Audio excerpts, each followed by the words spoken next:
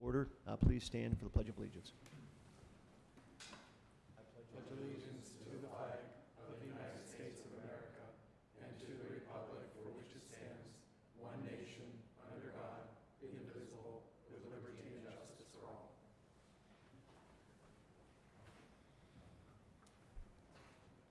Okay, do we have any public comment on any of the agenda items?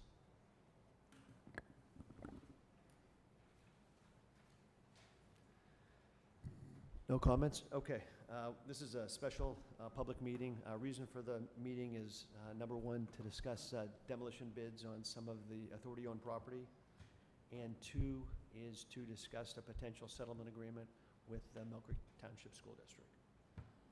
With that, we'll move on to the demolition bids, and I'm going to turn that over to Mr. Waldinger to explain everything. Okay, thank you very much. Yeah, I'm going to go over a brief explanation of the bidding process and then announce the results and then make a recommendation as to who to award the contract to. Just as background for everyone, bid documents were prepared which contained instructions to bidders, a description of the scope of work, exhibits to accompany the scope, and specifications based on demolition best practices. And an invitation to bid was advertised in the legal ads section of the Sunday Erie Times on September 17th of this year. Bid documents were available here at the municipal building beginning Monday, September 18th, and overall we had 11 companies pick up bid packages. We did hold 2 pre-bid site visits, one on September 25th and one on October 4th. Attendance at one of these visits was required in order to submit a bid. Overall, we issued 5 addenda to companies that received the documents. Those addenda clarified issues and answered questions, most of which were raised during the site visits. These types of changes and clarifications were handled this way so that all bidders are given the same information in which to base their bids on. We originally had a due date of Friday, October 13th for the bids, but notice was given to everyone that had bid documents that the deadline was extended via an addendum. We did extend the date for submittal of bids until Wednesday, October 18th, in order to give bidders more time to consider information resulting from the site visits. At 3 p.m. on Wednesday, October 18th, we began opening and reading aloud the sealed bids here in the assembly room. As I mentioned, 11 firms obtained bid documents.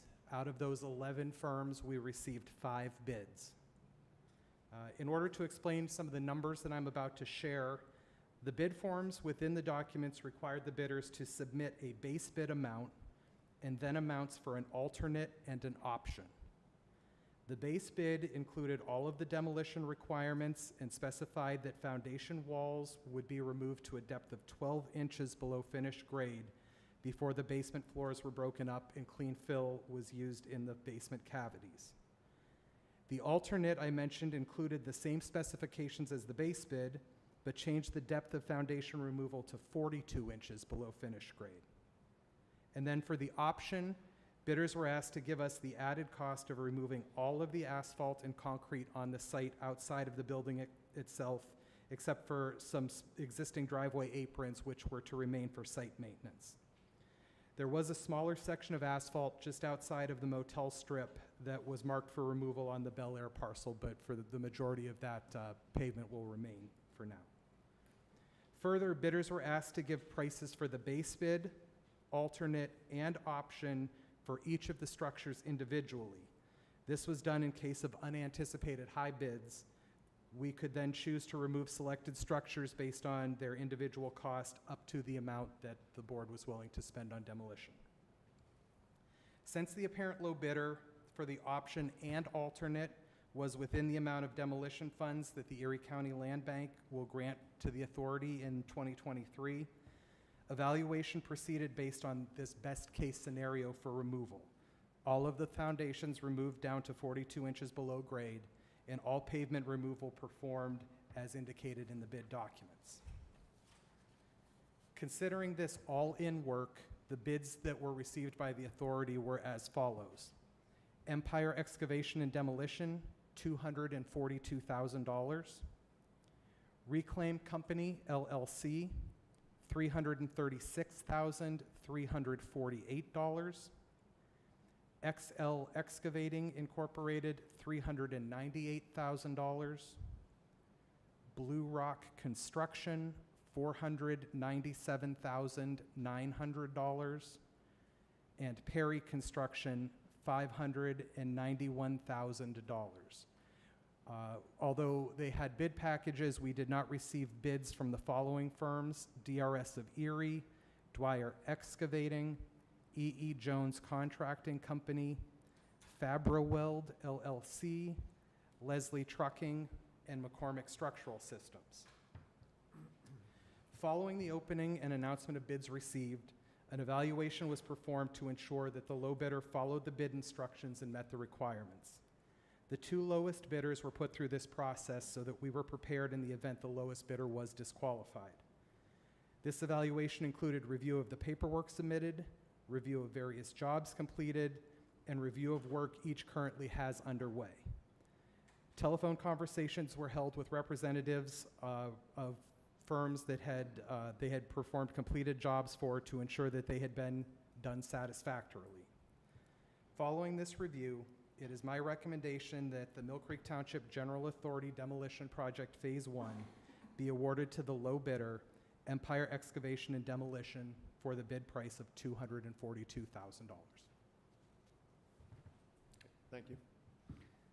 Any comments or questions from the board? I have some. So Matt, the apparent low bid was $242. Correct. And the land bank is via a grant giving us $250,000 for 2023. Correct. Right. So that leaves a balance in theory of $8,000. Would that carry over into 2024 and go with the $250 that's slated for 24? So yes, it would, based on our agreement with the land bank, but we will also be using some of those funds for the asbestos removal that had been done previously. So we'll actually end up using some of the 2024 funds in total once you add in the asbestos removal. Okay, so is there any chance that, I guess my question is that 242 guaranteed not to exceed? I'm sorry.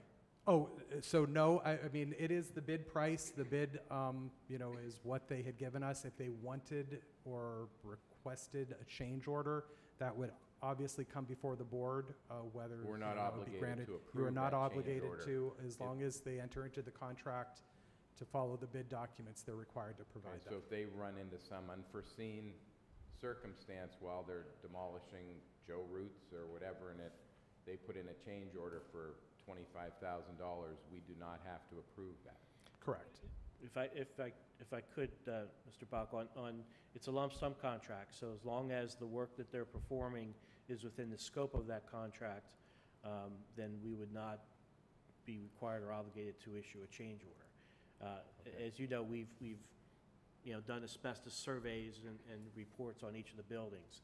If something would happen to come up that wasn't identified in those reports and we didn't know about it, that could be a situation where I think a change order would be appropriate, but that would be outside the scope of what they're doing now. So Understood. it's not quite exactly what you had stated, but it certainly is a lump sum contract, and it would be their burden to show that it's outside the scope of the work that they signed up to do, which was pretty broadly described. Right, okay. And then just for maybe the audience and for our benefit, what is the source of the land bank funds? Where do those come from? It's obviously Erie County, but how do they accumulate these funds? As far as I know, the source is coming from the demolition fund. The demolition fund is funded through a charge on every deed that is recorded. There's a $5 charge on every deed that's recorded, and that goes towards the demolition fund. I know that money is split, some to the Erie City Land Bank through the Erie County Land Bank, and some to the Erie County Land Bank, but to my knowledge, that's where the funds are coming from. Okay. Mr. Bach? Yes. I do know that they receive $1 million grant from the Erie County Gaming Revenue Authority, EGRA. So Okay, so it comes that's from the gaming revenue. Yes, and we have Gary Winchell here from that board. So yeah, they give $1 million to the Erie County Land Bank for these projects. Okay. And that has been since 2018. Okay, and then one more question, Matt. So we're getting 250 slated in 2024, 2025, and 2026, right? Mhm. So if we choose not to demolish the Bel Air and the Grasshopper, and we don't have allocation use for these funds, are we still receiving them where we could bank them in case they're needed for other demolition within the township through the authority, or is this strictly for the 8th Street properties? You can correct me if I'm wrong, but the agreement is specifically for those properties. If we don't use them in any one year, it's my understanding that they would stay. The issue in talking with the land bank is that they weren't able to front $1 million up front, and so they wanted us to request it over 4 years. Right. If we were to not use something, say in '24, it would still be available for us in '25, but only under demolitions covered under this agreement. Okay, so the agreement only applies to those specific properties.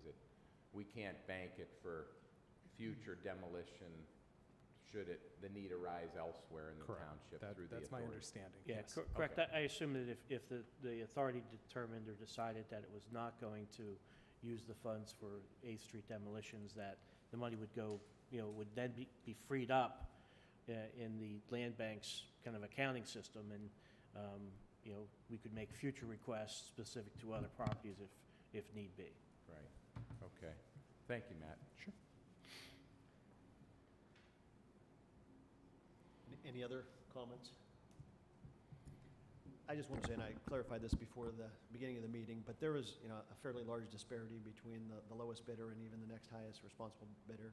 So, number one, I appreciate all the diligence and work you did in checking references and validating to make sure that, we felt this was going to be done correctly and properly. But I did want to remind everybody that a performance bond is part of this, what they're bidding on. So if there is some issue, if for some reason they can't perform, we can draw on the performance bond. So, we really have no risk in terms of getting it done for this cost, unless, like you said, they ask for a change order.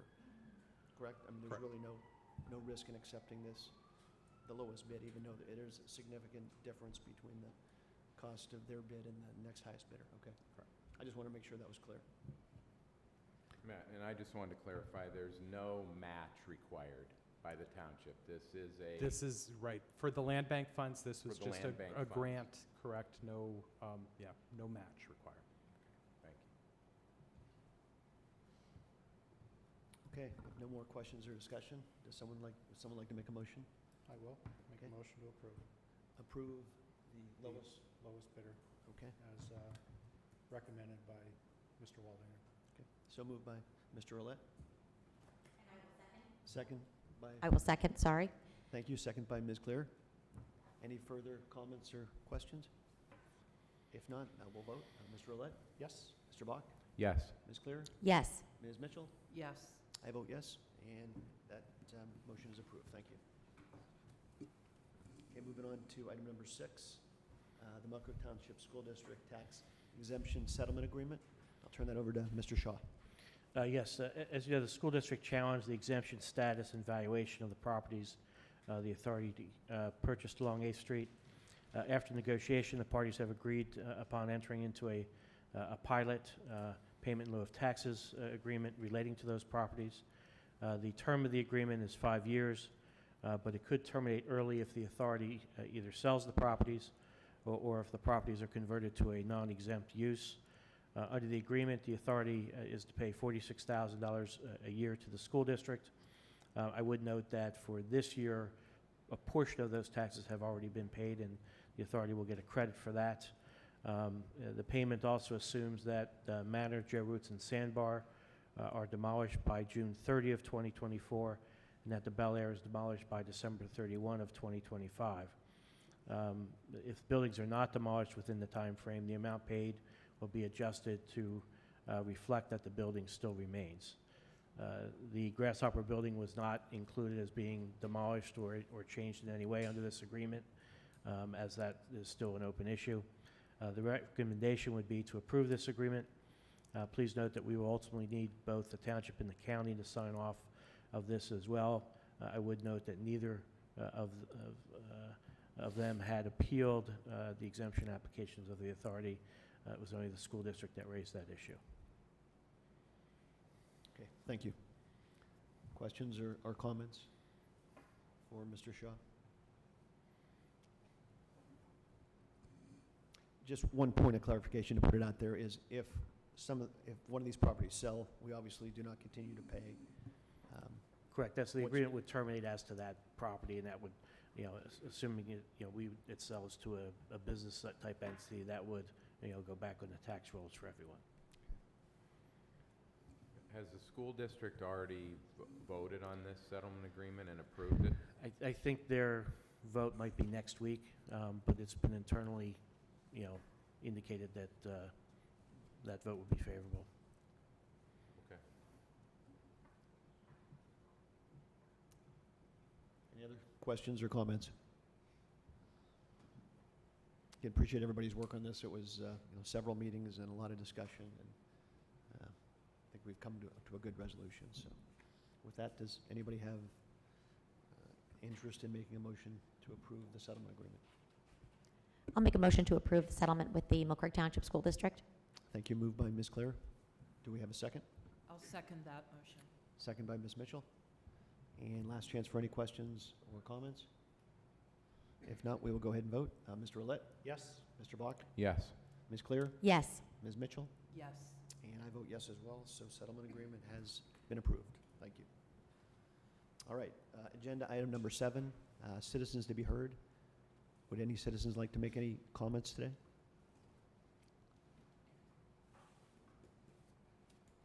No comments? Okay, we'll move on to, do I have a motion to adjourn? So moved. So moved by Mr. Olet, Second. second by Ms. Clear. And we'll vote, Mr. Aye. Yeah, all those in Aye. favor? Aye. We'll do it simply. Aye. Any opposed? Okay, Thanks. we're adjourned. Thank you very much. Thanks for your attendance and participation.